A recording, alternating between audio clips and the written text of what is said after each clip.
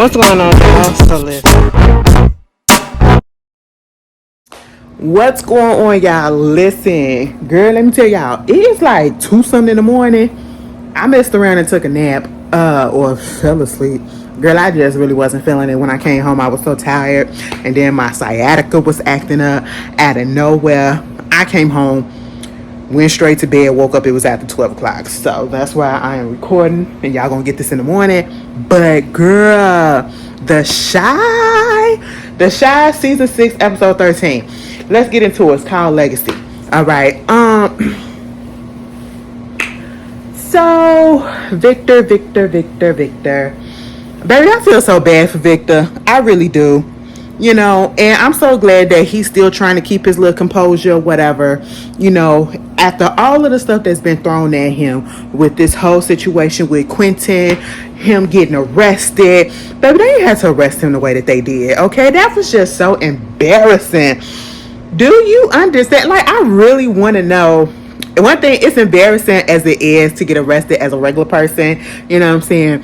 But to have the public eye all on you, to be in a high office or any type of office where, camera's gonna be on you, celebrity and all that stuff, and then to get arrested in the public like that, oh my goodness. Imagine how that shit probably feel. I would be so embarrassed. Like, girl, you would never see me come outside for a while, okay? A while. But anyway, so yeah, he's at court. He's getting a hearing. And the judge basically sentenced him to have house arrest until, I guess, the trial or whatever the stuff is going on happens or whatever. And of course, Alonzo is still his lawyer. He was able to get bailed out, and he was like, how did that happen? Basically, Jake had gave him some money and then put money up towards the bail, and also, Alonzo had to put, Victor's house up for as collateral, right? Girl, they get into the car. Jake was up in the car, whatever. Rashad come and picked him up. And basically, Jake said somebody had left some money at the door. Baby, listen, let me tell you something. Jake is just... First of all, the actor that plays Jake, I think his name is Michael Epps. He just went to prom. It was cute. He stunned it out. Okay, I said, oh, he really from out here. He was at Proviso East. Girl, okay, whatever. It was cute. They stunned it. I ain't even gonna lie. Girl, the proms these days is not like it was when I was back in school. Okay, I said, y'all are grown, bitch. But anyway, I was just like, Jake. First, Duda shows up with Zay, or I should say, Zay shows up and give you 30 some money, okay, a stack of money. You know what I'm saying? That's Duda stuff. Now again, he pops up again and leaves some money at the door. We find out that it was his money because at this time, Victor was over there at the crib, and Duda had came over there, and basically was trying to see if Victor said anything. And of course, he did say thank you for the money and all that stuff. You ain't have to do all that, whatever. But Duda he's just trying to keep up and make sure that he not in nothing. You know what I'm saying? Like, nobody snitching on him or whatever. He keeping a close eye on Victor because, remember, Victor is in office because of him. Victor didn't even want to run like that. They forced him to run. Well, they made him. I don't remember if they forced him to run, but remember, he was going to be forced to run as Tiara being his girlfriend, and he wanted to run with Fatima being his girlfriend because that's who she really was and all that was. But girl, a mess. And I'm just sitting here like, Victor, you're gonna have to wind up taking him out. I don't know. At this point, I honestly don't know who is going to take Victor out. Because one thing somebody said in this episode was that, bitch, you got a whole bunch of enemies yourself, so you need protecting. I said, you know what? You're right. But you spoke a little bit too soon. But hey, it is what it is. Let me tell you something. He got the nerves, and I'm talking about Duda. Duda got the nerves to be up in his feelings over Bianca. He is still butthurt over the fact that Bianca said, or I should say Tiffany told him that Bianca said that, being with him ain't really nothing. It's just like a transaction, okay? Bianca popped up early in the morning, so when he woke up, he came downstairs. First of all, I said, that's a nice ass house. He came downstairs with all them goddamn candles on the table and everything. She up in her lingerie and all that stuff. And she was like, happy birthday. And he said, what you doing here? Like, baby, I just want to show you happy birthday and show you that. He said, I'm not really feeling it. I just want to be alone. She looking like, nigga, what? Do you see this? And she said, yeah, I just really want to be alone. I said, what? You turning down pussy like that? Girl, I was waiting for him to text Tracy. Okay? And speaking of, girl, let's talk about blast from the past. This whole episode was giving us blast from the past because we seen two people from the past. One I really did not expect to see this episode. Actually, not this episode. I didn't even expect to see them again, period. Okay? They came once and that's all that I thought we needed. But girl, I guess not. So Rosalind, and I ain't talking about Rosalind, but Rosalind did pop up at Smokey's, right? Girl, she came up in there being the bad bitch that she is, boss and all that stuff. And Damien was at the front desk. And she was like, who the hell are you? And he said, I'm Emmy's brother. Emmy comes out the back. First of all, ever since Emmy has become this business owner, Emmy has been dressing, okay? Like, the suits have been suiting, all right? That little, what is it? I don't know if it's salmon pink or whatever. That suit jacket was nice on him. But, and he got the face for it. He got the face and the structure to pull off something like that. But, he said, half brother. Listen, if y'all don't know, my little sister, she is the youngest one. She's technically my half sister. We don't do that half shit, okay? She is my sister and we don't do that. But I understand exactly why he was doing all of that, because he never had no relationship with him. He probably didn't even really know about him. And the way that the daddy just sprung him up on there, so I understand. But he could, like Damien said, nigga, you don't have to get over that shit, okay? But basically, Rosalind coming in trying to see what's going on with Smokey and how come ain't no business coming in, or it just looked like a desert town. And he was like, people scared. The place got shot up. And so it was like, what you need to do is change the ambiance, get a little bit of decoration. He said the decor is fine. We are trying to make it family friendly, commercial, community friendly, down to earth and all that stuff. And she was like, okay, well, you're going to have to probably do a little promotion like, kids eat free on Fridays, or, he said, who kids? Girl, any kids, okay? Or, free tacos on Tuesday. He said, we don't even make tacos. And I was like, well, you're going to have to do something. Because then all of a sudden, Lala Anthony pop up, a.k.a. Dom. Baby, I forgot all about her. I thought she was gone, baby. I said, first of all, I just got through looking at you on BMF a few weeks ago. I thought that was over with, okay? And now you back. What happened? How are you back now? Girl, I got a little tantrum. And now that's great. Bitch, that's great hair. Stress. But I do got premature gray hair. I had it all since I was in high school. But anyway, so yeah, I said, what the fuck is she doing here for? So they trying to make it seem like she was back there in the kitchen cooking this whole time, because she was like, she the cook and everything. Rosalind had went back there to see what's up, and at first the way that she was like, oh, look at you, ain't you a sight for sore eyes? The way Rosalind was staring down Dom, I said, oh my goodness, so y'all finna click clack with each other?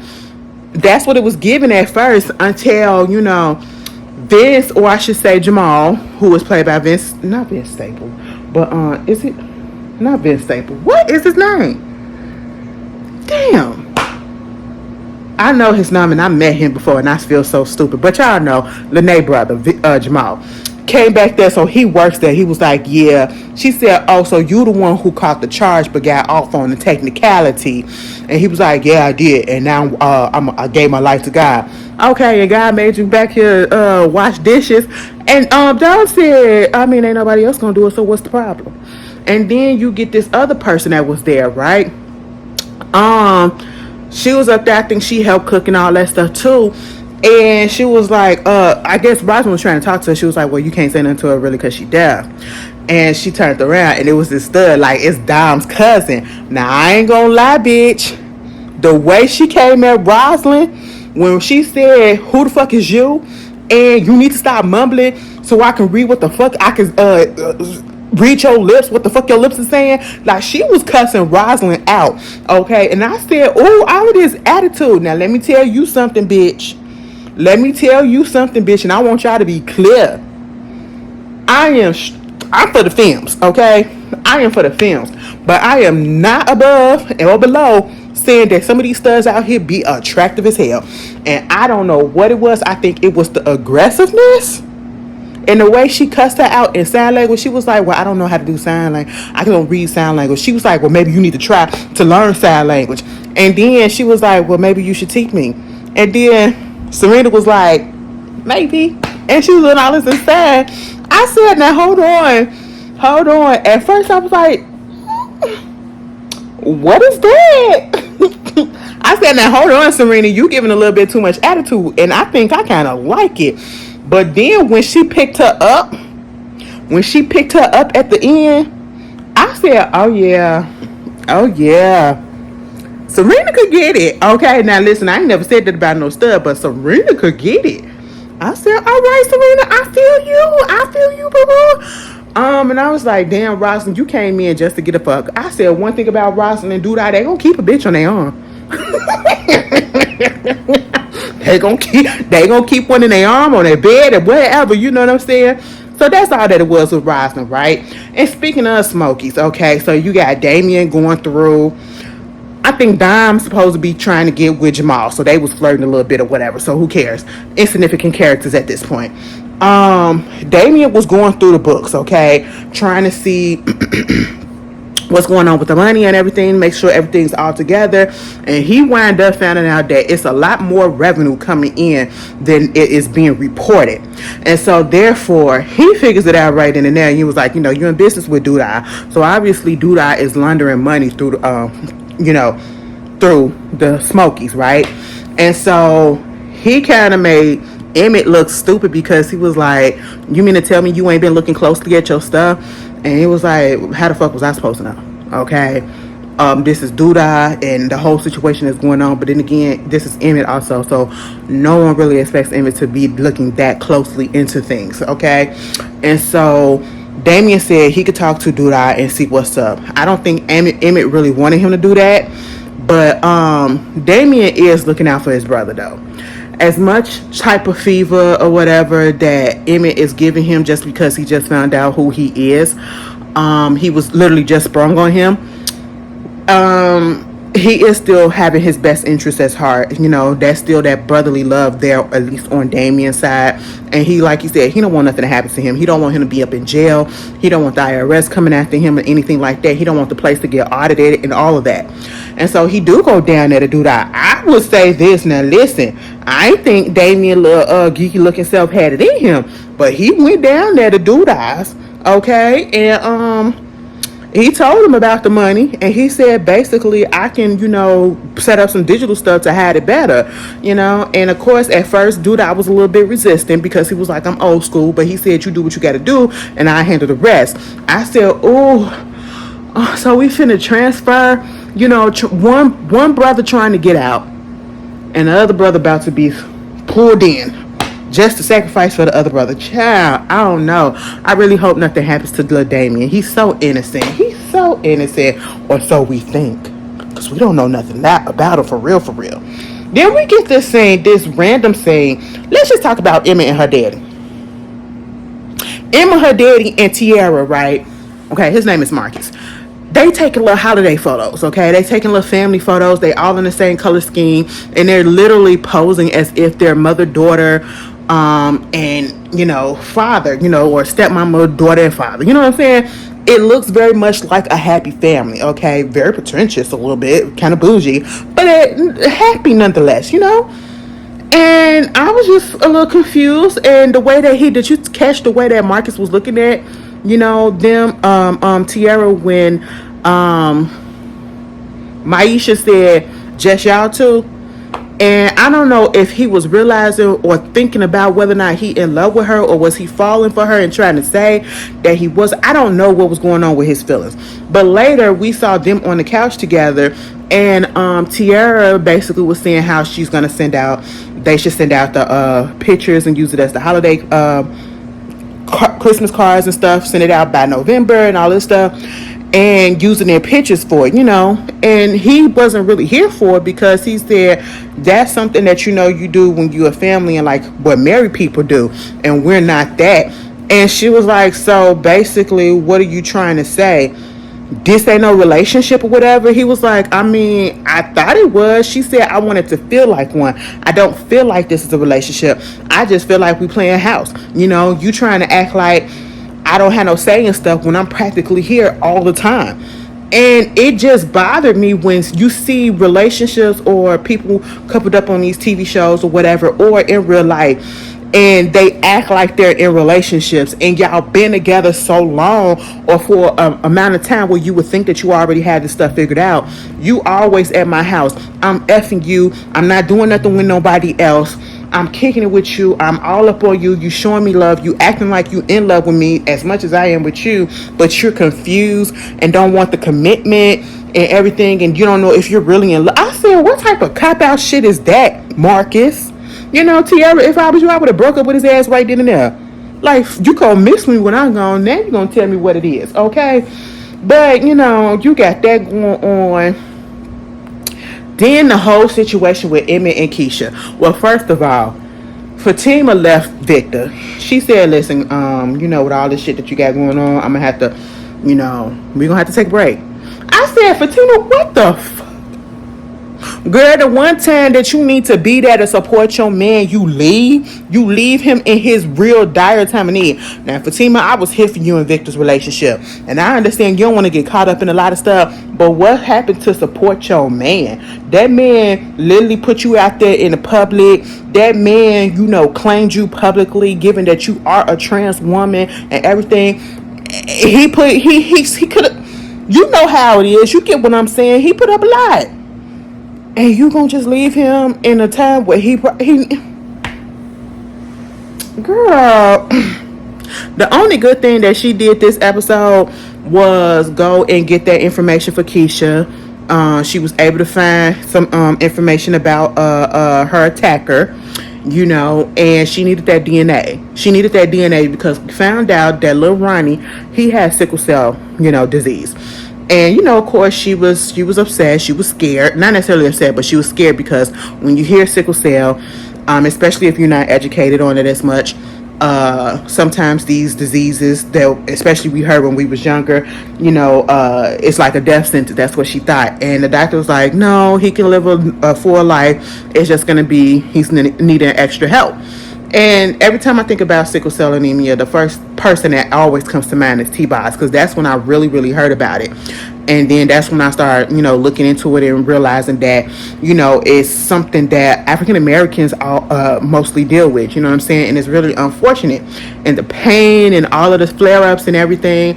And I've been seeing, it's so crazy because I see videos of people that be on TikTok, and this is why I do like this type of aspect of social media, when people do record their experiences so that they can be aware, and it's advocacy for themselves about how people be having these sickle cell flare-ups, and then even till this day the medical, they don't be taking it seriously, especially because it be black folks, and they be thinking that, oh, you just coming here lying and you're trying to get drugs and all this stuff. No, they literally be in pain, you know what I'm saying?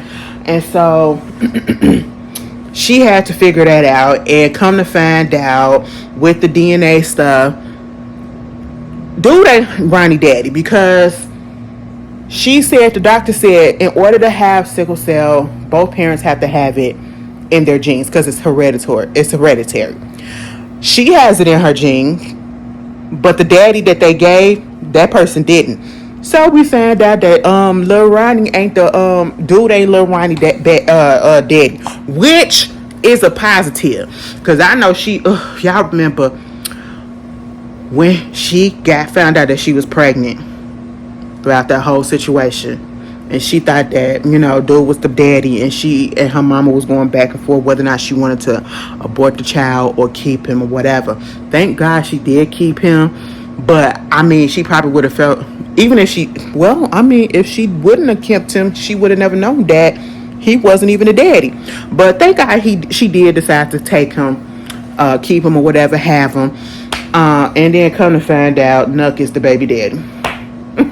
Somebody on Twitter that I follow was like, right before the show came on, or was it the other day, was like, yeah, before the show came on the other day, and said, I don't think that dude is the daddy. I'm pretty sure Nuck is the father. And sure enough, that's just exactly what it is. And y'all know Nuck, he been feeling so guilty about what happened to Keisha. So I think he is going to probably be a good dad, hopefully. He looked like he was, happy about it.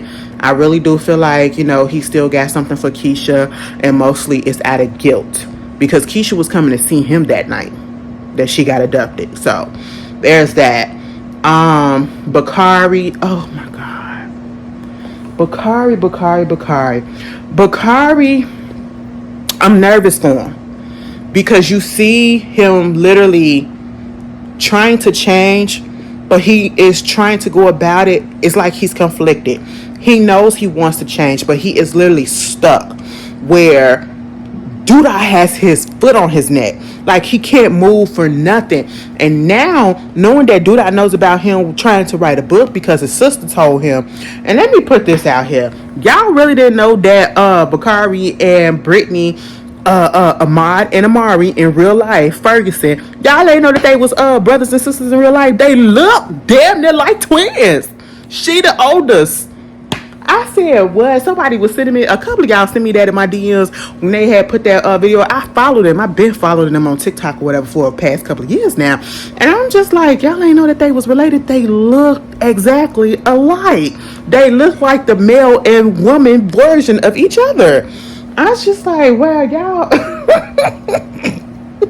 I mean, the internet was like, oh my God, I can't believe that they really are related.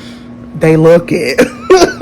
Like, put a wig on him, he'll look like Amari. Cut her hair, she would look definitely like Bakari. But hey, it's cute though. I do like seeing families, playing with each other, playing each other, or acting amongst each other with each other on stuff. That's really cute though. But anyway, so yes, and she really is in music as well. So yeah, and she really got some good stuff out. I ain't even gonna lie. I ain't gonna hold you. Yeah, so he goes and he takes his stuff. He's having this little conversation or whatever with the professor, and he was telling him and critiquing his writing, and he was saying, it's cute for what it is, but you got to get a little bit stronger, you got to get a little better. He took a little offense to it, and he said, listen, a writer starts off not really knowing how to write, so don't take offense to it. But he gave him a laptop. He gifted him a laptop, and I said, oh Lord. And the whole time I'm still thinking, like, because the laptop that he gave him, it literally looked like one of the Chromebooks that probably cost $99. And if you get it on sale, it probably was like $59. Okay. And I'm just sitting here like, you really ain't had like $60 to go get you a little Chromebook or something? I'm really confused about that. What is dude I paying you? Pennies? He's paying you in peanuts? I'm confused, okay? And so he wanted him to, put his thoughts in to write on that. Girl, they were celebrating Dude's birthday. All the niggas in his crew was together. They playing cards and all this. He acted like he was finna shoot somebody because he lost the money, but they was just playing. And he was like, I'm just kidding. They was like, happy birthday. And then he was sitting there and I see, Bakari, this is where you messed up. I'm gonna have to get on you. Dude already got an issue with you right about now because he know that you writing this book. He already said, fuck this shit, which means you should have known that if he knows about it, obviously the only person that probably would have had a reason to say something to him is your sister, because like he said to Jacob, the only people that know that he was going to be writing a book was Lene, the professor, and his sister. Lene ain't talking to Duda. The professor don't know him that well to be talking to Duda and telling him stuff like that. Because no, it don't make no sense. Process of elimination, and there don't even really be no process of elimination. Your sister told, okay? And so you sitting there with the laptop, and you're doing what in this man's presence, and then gonna say constantly keeping your foot on our neck, you know. And he said that under his breath, but see, dude, I heard him, and he said what? He said, no, I said happy birthday. And he said, say what? I said happy birthday. He took that laptop and threw it on the floor, and you heard it crack. You heard that bitch crack. You heard it fucked up. And he just said, that's what I fucking thought you said. I said, oh my God. The way Bakari was sitting there in his face, the anger, the frustration, because it's like, I want to fuck this nigga up. If he would have had a gun on him, I think he probably would have shot dude out. He would have shot dude out right in there. And they probably would have killed him. They probably would have killed him. Okay, I felt so bad for him. Like, he's just, I don't want him to do anything stupid. He's so in his feelings right now, and he has this internal struggle that is going on, and I just, oh my God, I pray for him. I pray for his character. I pray for him like this real life, but for real, I'm so concerned. I'm so concerned because I don't want. This is how you supposed to. You can say whatever you want about the Shy or Lena Waithe and her stuff, because 9 out of 10, I probably feel the same way, but this show, I really feel like she getting it right. For one, because she is from South Side Chicago, okay? For two, when I'm talking about getting it right is when you see characters that start off in the first season and you on season 6 or whatever, these characters supposed to evolve some way. It's not, you know, if the character digress, you know what I'm saying, that's probably because of what the plot is or what their storyline is. But what we see, we literally see these characters that started off one way in season 1 and they are evolving in a more positive direction, because everybody was so gangster feel in season 1. From season 1 to now, you see people growing out of the stuff. Bakari was one of those kids that dropped out of school, was in the gang, opposite gang of Jake and his other brother Reggie. You know, Jake and him used to go at each other because they was opposite. Now they're friends. Okay, and he's no longer trying to just think about the street life. He's trying to get out of that. And he can see a different future. You know, he want to be a freaking writer. You know, then you get Trig. Victor went from Trig to now Victor. From a street nigga to a politician that's really trying to do better for himself. And he's out here trying to, you know, do the mental health thing, whatever, with the men. And if y'all didn't know, this is Men's Mental Health Month. So, you know, shout out to my men's who watch. Y'all, we do care. I know sometimes we be feeling like don't nobody give a fuck about y'all, but sometimes we be feeling like don't nobody give a fuck about us either. And I'm talking about us women, but in reality, we all give a fuck about each other. Okay, we want to see you do good just as much as I hope you want to see us do good, you know. And we want you to know that you don't have to keep all your feelings and emotions in. You could talk to us, you could talk to people, and if you need to cry, because, bitch, we do it all the damn time, and it feels good afterwards. I'm telling you. You ain't got to keep all that shit in, okay? We do care. But, especially for our black men, we do care. But, yeah, we see the evolution. Bitch, now the evolution of dude I need to be that his ass need to die. Yeah. I'm just saying, bitch. Okay, now let me get back onto Lil Jake. Jake and Gemma, I need y'all to break up. And I need y'all to stop playing with each other, okay? And stop playing with me. First of all, y'all too goddamn young to be going through this shit, making it difficult. They trying to have sex. She can't get into the mood because she thinking about Tatiana. I said, oh, so you know the first lady by her name? Okay. And he said, listen, you the one that brought her up. Listen, because when I'm with you, I'm with you. But when I'm with somebody else, I'm with somebody else. I said, so y'all doing this type of shit? Bitch, let me out. Okay? Let me out. I ain't finna be up here trying to play house with you and you girl, let's just be friends with benefits and stop playing, okay? You can do whatever you gotta do, and I'm gonna go ahead and do what I gotta do. Gemma, let that shit go. It ain't gonna work. Y'all too young for having these problems, okay? Meanwhile, who else? Girl, Victor had that little, men's circle. And, it was nice. It was nice. Basically, all of them going through some shit besides Rashad. All of them going through some shit with they women besides Rashad. Marcus is having issues with Tiara. You know, Emmett having issues with the fact that, you know, Nuck is the son, the daddy, and, you know, Robert, who is Rob, is thinking about becoming, you know, reaching out to his daddy and actually trying to work on their relationship. And even Emmett said, you know, you should do it. It's going to be hard at first, but, you know, once you get into the groove of it, it's going to be worth it. And speaking of his daddy, the way he rolled up to Alicia and Shy opened up that door and he said, "Nigga, is you in my coat?" I said, "What?" Bitch, I would have took that shit off so quick. I would have said, "You really got me up in this other nigga's shit? What?" And then, you know, he was telling him about, I guess, Doodah and all this stuff. I don't even remember what the conversation was. I just know that he was giving her a little bit of update. And, you know, he wanted to speak to Robert. She was like, "Well, she wants to speak to me," or some shit like that. And I was like, you know, they keep on. You could tell that the sexual attention is really there. And I was like, you know, I didn't think this was gonna work because we know Lynn Whitfield is older than him. You know what I'm saying? But at the same time, it's working. Every time they get close, and I be thinking they're about to kiss, she be thinking they're about to kiss on the lips too, he be playing the fuck out of her. But when he finally left, and Rashad said, "What the fuck? You trying to make me like a substitute for this nigga?" She said, "You could never be him." And he said, "What?" Bitch, they got into it, and then he wound up grabbing her and choking her up on the wall. And I said, "Wait a minute, Shad, what you doing?" She said, "Harder." I said, "Ooh." I said, "Oh, you play those games too." Me as well, okay? Like, listen, piss me off so we can, y'all already know. Let me tell you something. If you ain't never been in that,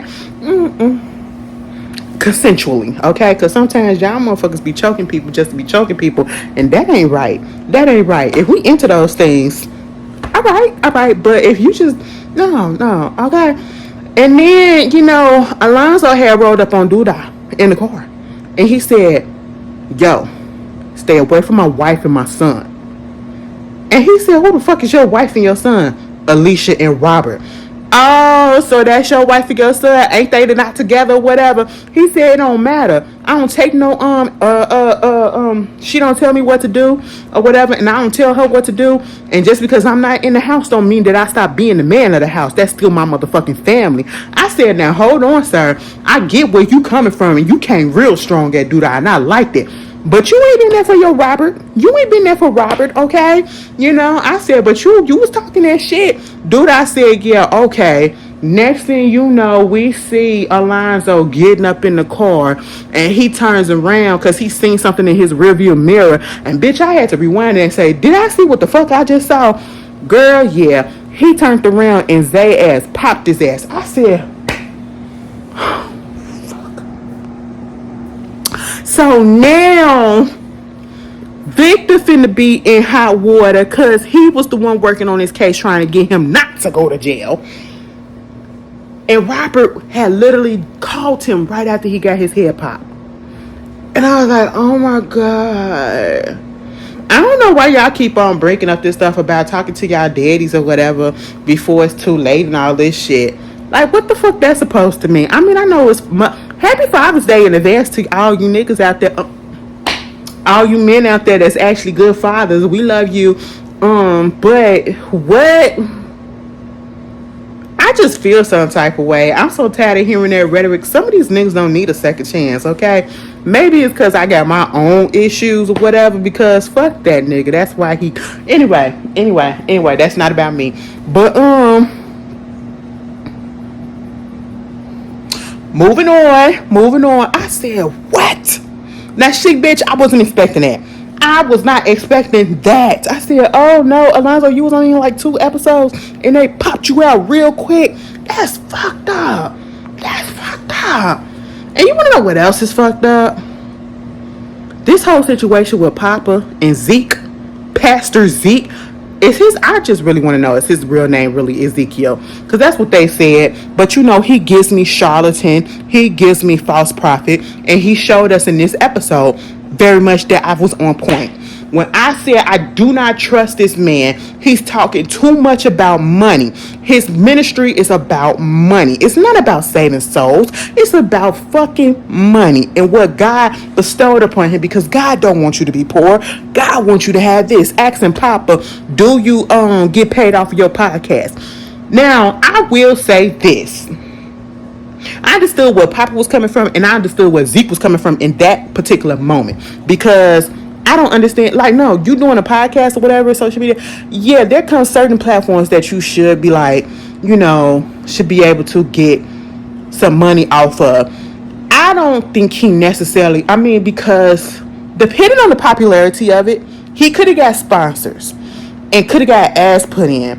And that's how a lot of these podcasts that we listen to and we don't pay for, they get there and they're big. They get money from the sponsorships and the ads that are played throughout the podcast and all this stuff. If you notice, like, they'll take a break and the ad will pop up, and you will hear this ad for this and this advertisement for that. That's how they get paid. It's just like us on YouTube. We get paid through the ads and stuff as well. So when you're watching a show or whatever you're watching on YouTube, and then it breaks out into the ads and you got to skip or whatever, that's how we get paid as well. So yeah, that's how we stay free. So if he was able to, try to do it that way first, I would have been cool with it. But I'm not necessarily mad at him for, suggesting that he needs to get paid for it, and understanding that Papa don't want to. At first, he was just thinking like, why should my viewers and listeners have to pay for something that they've been listening to for free this whole time? And I get it, because I feel that same way too. Like, I have a struggle with that, because people be like, why don't you go on Patreon? Why don't you set up memberships? Why don't you do this, or put your Cash App, or do this or whatever? I have an issue, and it's just me. I just feel some type of way about putting it out there to try to make it seem like, because I don't want to make it seem like I'm trying to beg for money or whatever, or that you got to pay to watch me even more than what you're already doing.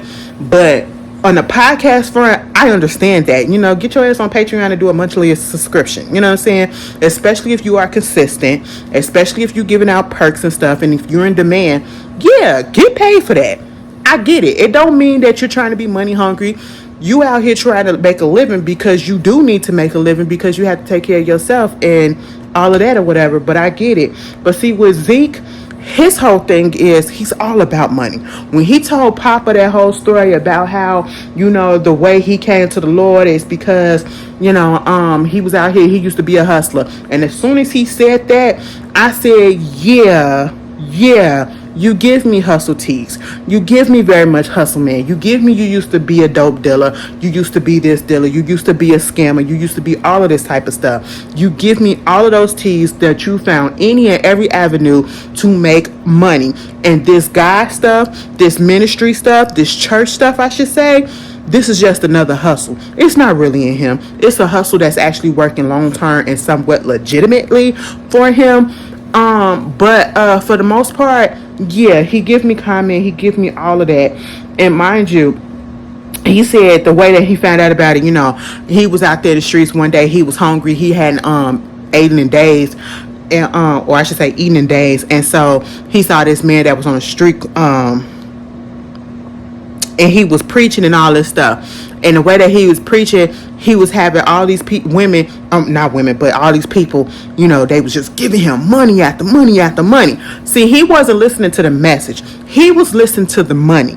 He was looking at the money that he was getting from it. And see, I said, you started off falsely right then and there. And see, this is why I cannot do these mega churches, because for me, regardless of what you may think it is or what they say it is, I just look at it as, you're doing this for money.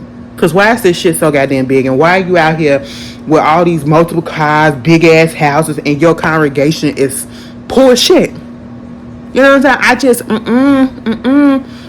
And then he said, He told Guy, I do whatever, help me out.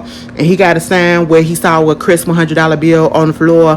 He went and got him something to eat and brought him a silk shirt. I said, what? And then he went to the pastor and he told him to teach me everything because he ain't never go to divinity school. He ain't never go to, what is it? Divinity. I'm gonna call it divinity because I was about to say theology school or whatever you want to call it too. He ain't never go there. He said, I learned the old school way. You need to be getting paid for your shit too. It's all about fucking money. And he comes out so grimy and so slimy. And then it got even more confirmed. Baby, when we found out that he took the deal that Papa's dad didn't take. Even though they didn't say it. But we realized it. Because remember when Duda had him laundering money through his church, and then Papa's daddy got in trouble a couple of seasons ago, and then earlier this season, that's the reason why he got killed, because he told him, no, I'm not doing this for you anymore. Oh yeah, so they linked up with Ezekiel, and Ezekiel thinking that this hustler, he could out hustle a hustle, okay, and gonna tell Duda basically to up the price of what he need. And he told him, no, I'm not gonna do that. And he was like, yeah, you are, because you need me, because ain't nobody else gonna do this. Next thing you know, because Duda was sitting there smoking a cigar, he took that cigar after he yoked this motherfucker up and he burnt his motherfucking neck. I said, God damn. He said, don't fucking play with me. He said, look, bitch, don't forget what it is. The deal is the deal. I said, God damn. This episode was good because this is a long review. This is longer than it usually was. Girl, y'all tell me how y'all feel about this episode. I can't believe Rashad is out here bitch. And then the one that I really wasn't thinking about popping up, girl, we ain't seen Nina in a month of Sundays, okay? Girl, all of a sudden we see her. She get somebody come to the door. And she opened up the door. Why the brat come in there? I said, bitch, what's going on? And I feel like they filmed this when the brat was pregnant, because she looked like she was pregnant, or she postpartum. And first of all, Nina, quit acting like you ain't want her up in there. She was like, what you doing here? Why you up in here? You can't stay. I'm not finna stay. But basically came through to say, listen, I know you and Dre ain't together no more. How you know that? Because you done took all her pictures off of Instagram. You know how we be looking. Okay? I'm just trying to say, whenever you ready to start dating, I'm right here. I said, bitch. And she said, I'm just old school with it. I said, all right, Shantae. But shit, bitch, I wasn't expecting the brat. That was cool. I wasn't expecting, what's her name? Dom to come back. I said, girl, that was so fucking random. She could have stayed gone, to be quite honest. But, I wasn't expecting Lonzo to go out so quickly. He ain't even begin to fight. He just was able to get that motherfucker bail. Or I should say bond. And he really wasn't the one that did it. It was Duda. Girl, this episode was cute. Y'all tell me how y'all felt about it, and I will see y'all later. Do y'all know it is 3 o'clock in the morning? It's almost 4. And I'm still not even tired. Girl, this is what happened when you take a 4 or 5 hour nap. I'll see y'all later. Peace.